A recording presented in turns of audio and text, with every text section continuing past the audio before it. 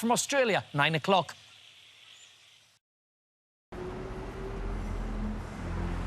Now the latest ITV News in the Tyne region.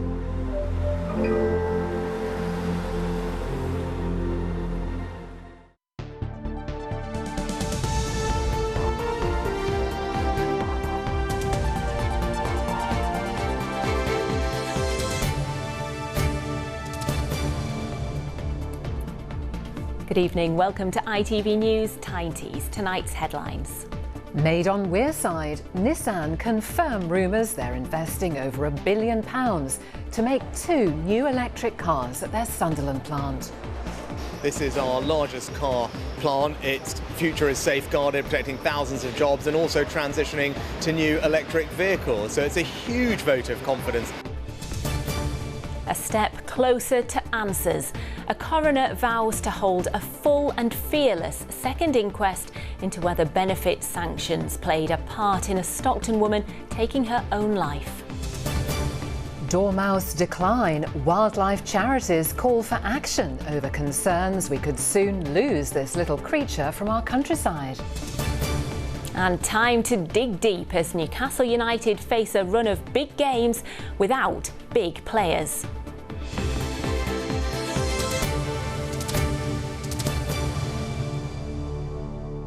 Thank you for joining us.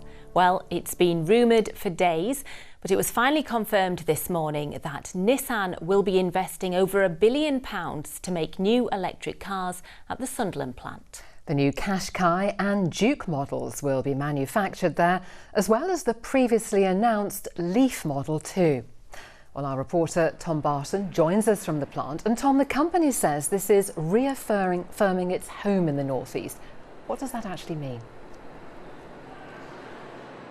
Well, Helen, that means quite simply that they are staying here for the long term. It's 37 years since their first car, the Nissan Bluebird, rolled off a production line here in Sunderland. And today the company confirmed that its next 3 cars, all fully electric, will also be made here, securing 6,000 jobs, something which today was welcomed by the Prime Minister.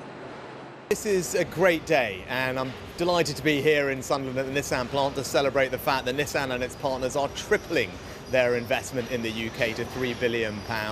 This is our largest car plant. Its future is safeguarded, protecting thousands of jobs and also transitioning to new electric vehicles. So it's a huge vote of confidence in the UK and in our automotive industry. And of course, this news is being roundly welcomed, not just by the Prime Minister. He, though, began his day today with a tour of this factory, and he wasn't alone. You know it's a big day when the Prime Minister and the Chancellor are visiting. And for Nissan's Washington factory today, it was just that. So big, in fact, that the production line was stopped so staff could gather to hear the company's global chief executive tell them that the factory's future was assured. Today we are confirming an additional 2 new EV models for production here in UK. So the production line has restarted. Staff are back at work and are delighted to hear this news, that the future of this factory is secure. My dad worked at Unipress, one of the suppliers, and he always talked about it and always said, got to get yourself a Nissan. For maintenance apprentice Lily, knowing her job is secure is a huge boost. Having this huge investment does make everyone feel a lot more secure. It is really exciting for the future, just to see what the future holds for everybody here. It's great for the North East to see that investment put back into the area as well and to see what can come out of it. But this isn't just a boost for Nissan. The company has also said it'll need an extra gigafactory to make batteries for the new models, in addition to the one currently being built a few hundred yards away by AESC. And that will mean hundreds more jobs in Sunderland. The gigafactory is going to be near our site, that is confirmed. It's a natural process that we go through. We allocate the vehicles and then we're looking at the sourcing of our products and our parts that go into those. So it's a natural step. We're not confirming today who that gigafactory is sourced by, but it's going to be near our plant. Recent big investments elsewhere in the country have come with big handouts from the government. Today, announced £15 million research grant for Nissan, but he hinted to me that the company is getting much more than that.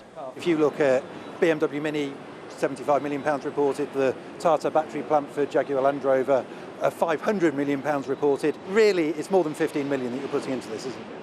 Well, we have commercial discussions with all these companies. We don't believe in the end that subsidy is the way you make these deals happen. The reason that they choose the UK is because of the talent of the people who work here, this incredibly dedicated workforce. Of course, you know, we have these discussions with companies from all over the world, but I don't think that's the main reason that we can celebrate today.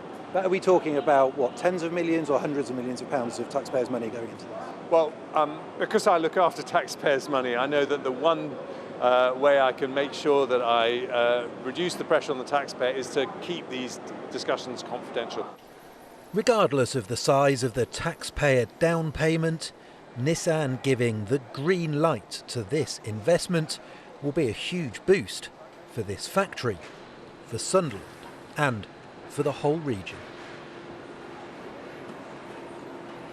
Now, this factory is such an important employer in this part of the world, especially when you take into account the thousands of jobs in the supply chain. And so the local MP today was overjoyed to see this news confirmed.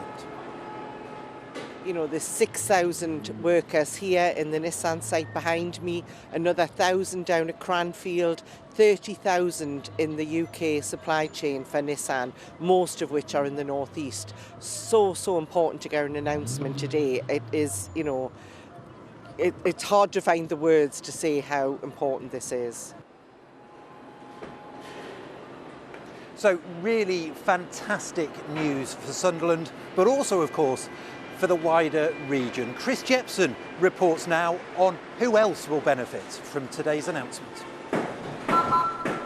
Part of Nissan's supply chain, a massive factory that employs 500 workers, ensuring the car manufacturer gets the parts needed to keep its production line ticking. Today they're celebrating the security that Nissan's new electric car deals brings to them. Been doing this for 37 years now, Chris. It's a long time, you know, so to have this announcement is just fantastic news for the North East. What does this mean to the workers here and their families? We've now got, you know, the sons and daughters of people that, you know, that I started working with now working here. So a proper career in a job that can give you a fantastic career in this industry, that's for certain, you know, and it's really exciting times with what's coming as well. You know, we saw the Bluebird all those years ago. I was in Tokyo not long ago looking at the new models that Nissan are doing at the mobility show. Wow, what an exciting lineup, you know, what an exciting time for the North East. At Gateshead College, these apprentices get hands-on with the new electric vehicle technology that's driving this automotive revolution and putting them on the road to exciting new careers. I think it's really exciting because it's like something new, so new to the industry, so we're the first people to be able to do that. I think it's good to know that people are still investing up in the north, in that there's global companies who are willing to invest over here and give opportunities to people who live here. But yeah, I think I'm quite excited about it.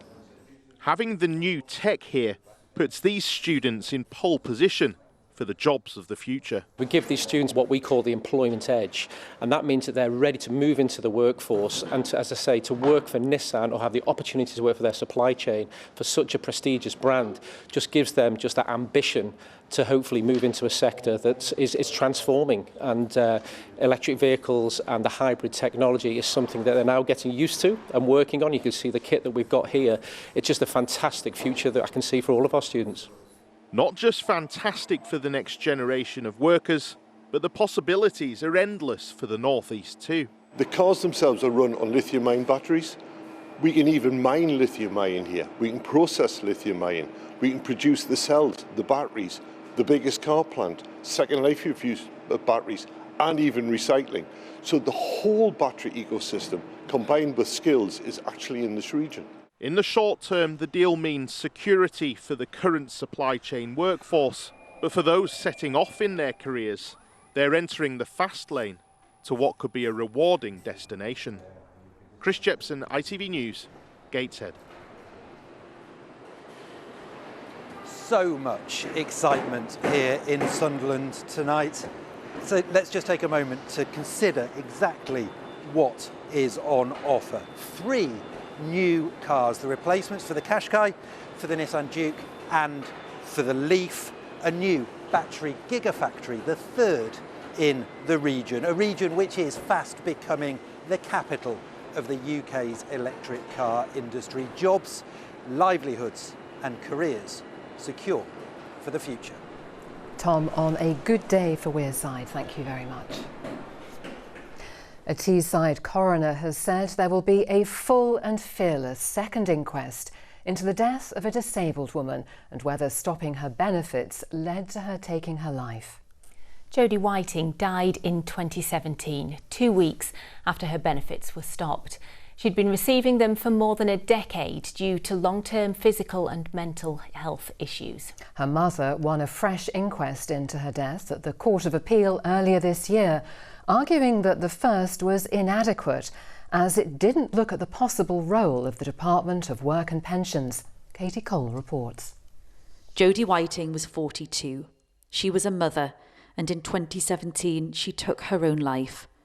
For more than 5 years, her mother has fought for a second inquest into her death. Today, with Jody's father and their lawyer, she came to the coroner's court on Teesside for the start of this process. It took a long time, so I'm really wanting to get it done and make sure that everything's looked at properly for Jody's sake. It's been a long road. Joy's done all the fighting, like, she's done really well. And let's just hope we get justice for Jody.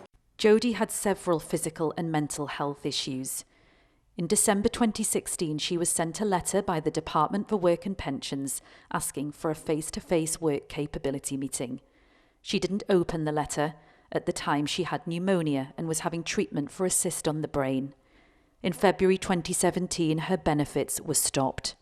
2 weeks later, Jody took her own life. The first inquest into her death lasted 37 minutes and returned a verdict of suicide. Her mother said it was inadequate and took her fight for a second inquest all the way to the Court of Appeal in London, arguing the potential role the DWP had in her daughter's death should be explored. This second inquest will last for 3 days and take place next April or May. Coroner Claire Bailey said it was about finding out what had happened and learning lessons. How do you feel? How do you keep going with this? I don't know, but it keeps me going up there. It's like, I'm getting used to it now, right? It's been nearly 7 years since she died, so... And then I take each day as it comes. I don't really think, oh, this, that and the other. I just take each day as it comes. From this inquest, I hope that Joy is having the chance to have a full, fearless investigation into an allegation that she's made ever since her daughter died. And we very much hope that after hearing the evidence, the coroner will agree with her. In a statement, a government spokesperson said our sincere condolences remain with Miss Whiting's family. DWP is ready to assist the new coroner with their investigation. We cannot comment on active legal proceedings. Joy Dove says she hopes keeping Jody's story in the public eye will help others in the future. She says she's just an ordinary mum who will go to the ends of the earth to get justice for her daughter. Katie Cole, ITV News, Middlesbrough. 2 men involved in the sale of drugs and weapons, including a submachine gun, have been jailed for a total of nearly 40 years. Chris Dixon from Kibblesworth in Gateshead was jailed for 22 years at Newcastle Crown Court. Elliot Hopewell from Sheffield was sentenced to 15 years. Dixon was said to have unprecedented involvement in the UK's illegal firearms trade. Both men admitted conspiracy to supply prohibited weapons and drugs. Bus workers are being asked to vote on whether they want to continue striking in a row over pay and conditions. It comes after Unite members at Go North East walked out earlier this month, leaving the majority of services unable to operate. The latest union ballot will close on the 7th of December. Go North East says it apologises for the disruption and remains committed to reaching a solution with members. You're watching ITV News Tyne Tees. Still to come on tonight's programme. Reversing the Dormouse decline, as figures show this cute little creature is close to disappearing altogether from the northeast countryside.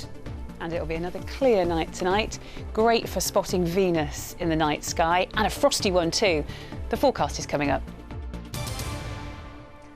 Next tonight, they've become a talking point since the summer. There's growing discussion over bed bugs in our homes, in hotels, and now there are concerns they're making their way into our cars. But how worried do we really need to be? Our reporter Raheem Rashid has been finding out if we're in the midst of a bedbug epidemic.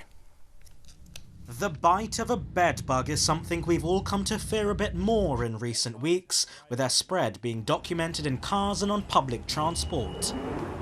In Wickham, pest controllers say it's all too easy for them to spread in places like taxis and buses. There's a lot of people travelling now are using public transport more often, so that's why they're using them as a vessel to travel. The British Pest Control Association says bedbugs aren't a new problem on public transport. They've, I say, always been there. There's always been odd bits, whether it's aeroplanes or trains, taxi cabs, lorries that are on the road, you know, people who sleep in their cabs, things like that. Yeah, again, where human beings are, bedbugs will be. So is there genuine concern, or is this just a ploy by pest control companies to get a bit more money? There definitely is a concern. There really is an issue. There always has been. There's nothing different over the last 50 years. There always has been an issue. It's definitely going to become more of a problem, and it's important that you deal with it as soon as you notice anything, because the larger the infestation, the harder it is to deal with. If a small, localised number of bedbugs do manage to find a home in your vehicle, to get rid of them, you're advised to use chemical sprays that specifically target bedbugs, though only using as little as possible. Carefully vacuum the entire space, especially under the mats and seats, and use heat treatments as the bugs can't survive in temperatures above 52 degrees. Vehicles like taxis may need to be professionally wrapped and blasted with heat if they're thought to have an infestation, with pest controllers recommending we check hotspot areas on public transport. So what would you see if you're about to sit down on a seat on a bus? What's the kind of thing you'd recommend we do? Where would we see the most? I would really recommend that just before we're sitting down, we're checking what's going on. Have we seen any blood spots, any fecal markings, any eggs? They might be on the top of this headrest, on the back of the headrest. These seams up here, very, very nice for a bedbug to live. We'd check the seat of the actual vehicle. We'd check underneath the mats. Do you find them in mats often? So it's not the most common area, because the carbon dioxide source is most heavy up this end where the driver or the passenger is breathing. That's the most common area. But down here, absolutely, they can live anywhere. So we would check underneath the mats. We'd go underneath the pedals, have a look in there, give them a hoover, take away any evidence. While experts caution we shouldn't panic about bedbugs being on public transport, they do say a quick check of a seat can save us a whole world of bother from a bedbug. Raheem Rashid, ITV News. Food for thought. The ITV Evening News continues at 6:30 with Charlene White. Coming up, we'll have the latest as hostages are released from Gaza. They include Israeli and Thai nationals. 34 arrests in Dublin after a night of violence saw police cars, buses and trams set on fire. We'll be live in the city. And bringing water back to Wicker Fen to create a wetland for wildfowl. Join us for those stories and more from 6:30.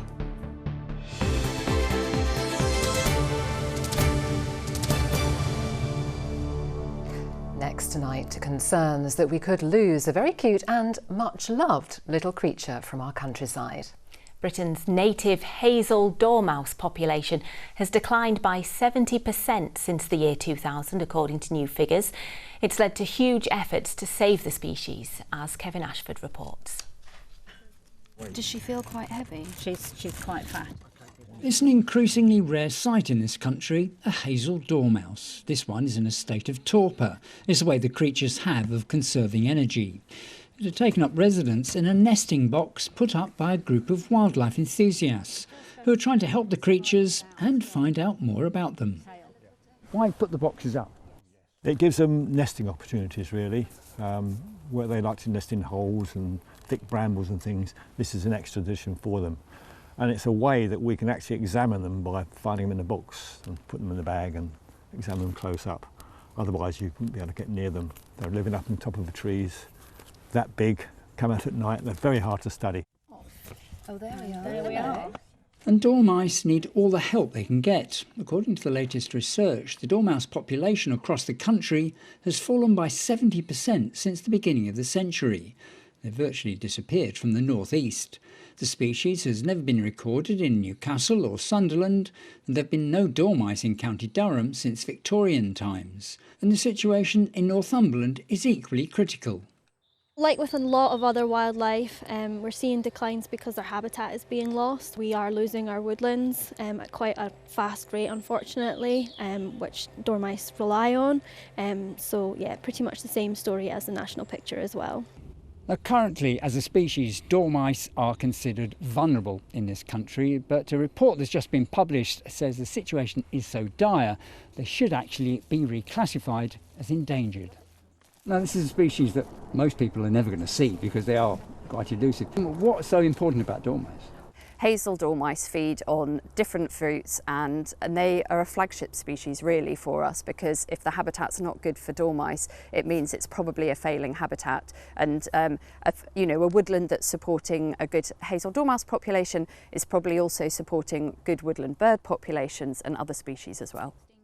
It's hoped monitoring work like this, carried out by licensed volunteers, will help build up a better understanding of the plight faced by hazel dormice and encourage action to protect their numbers before it's too late. Kevin Ashford, ITV News. Oh, well, they were very cute. I'm definitely keener on the dormice than the bedbugs. Yes, even in the house. Yeah, especially in the house. Oh, changing subject completely, Simon's here now for a look ahead to the weekend sport.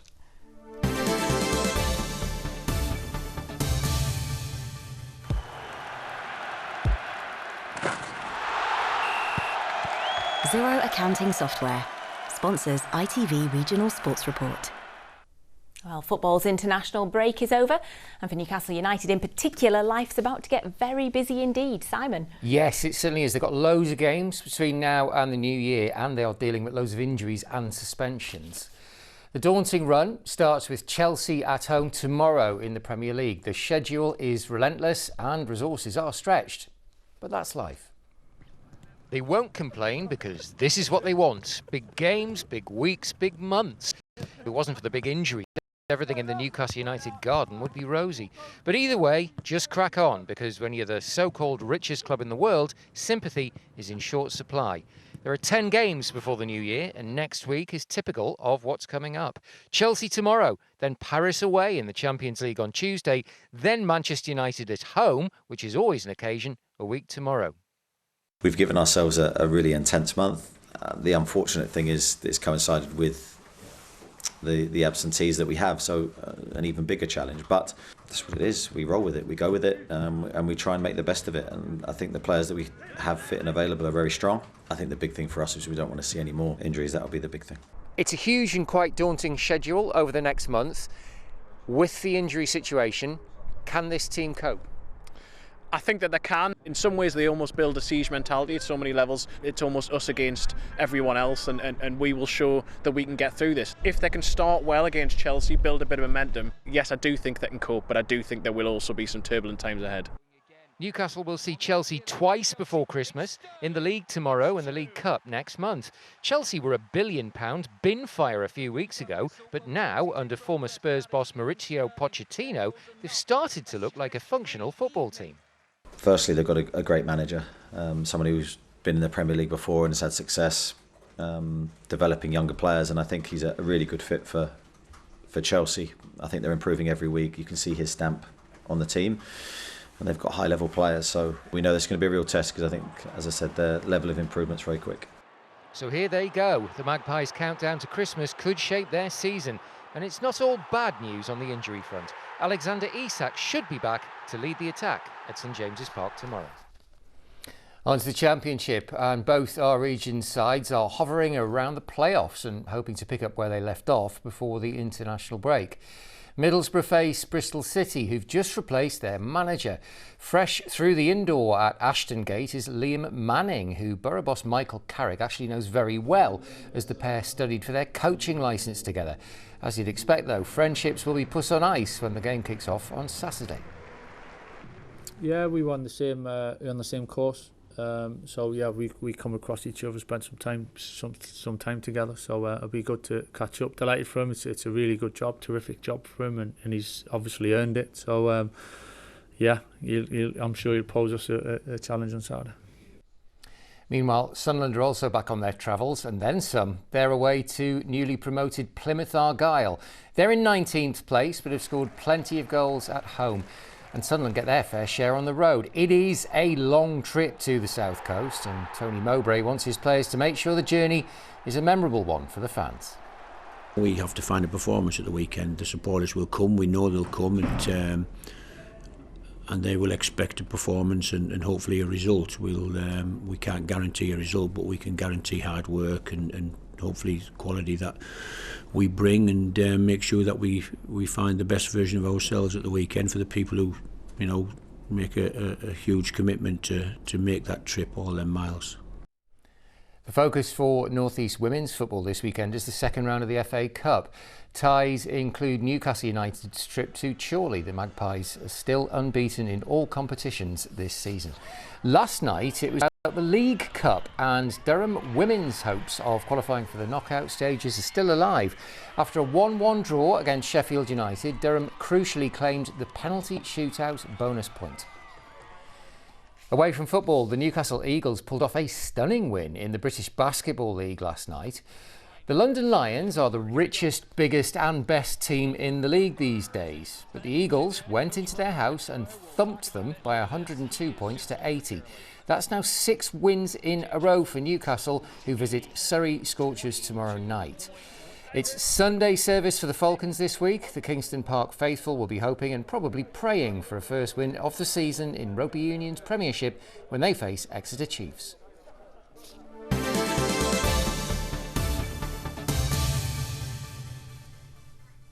Thank you very much, Simon. A busy sporting weekend.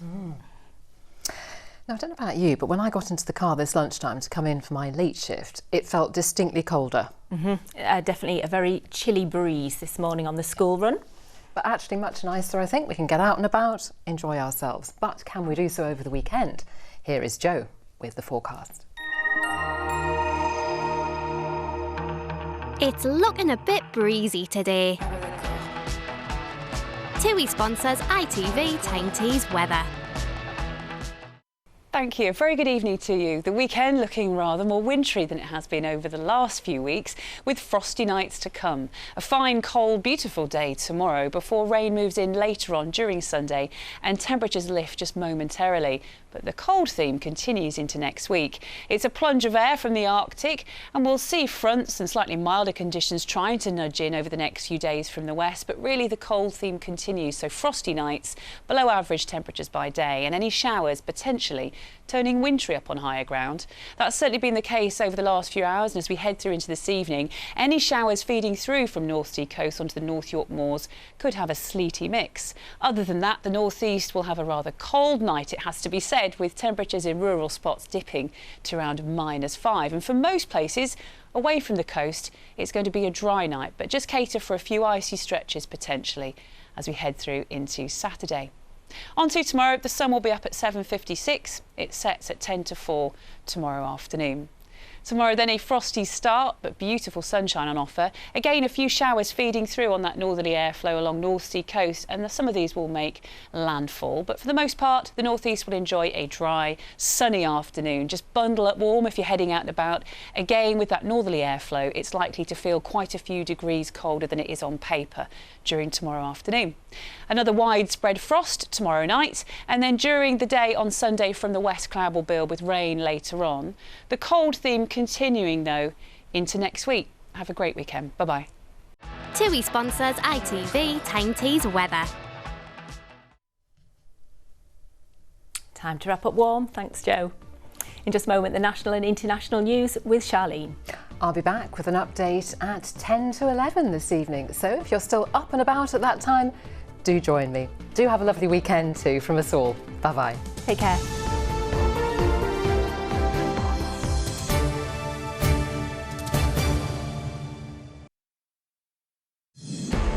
A sliver of light in the darkness of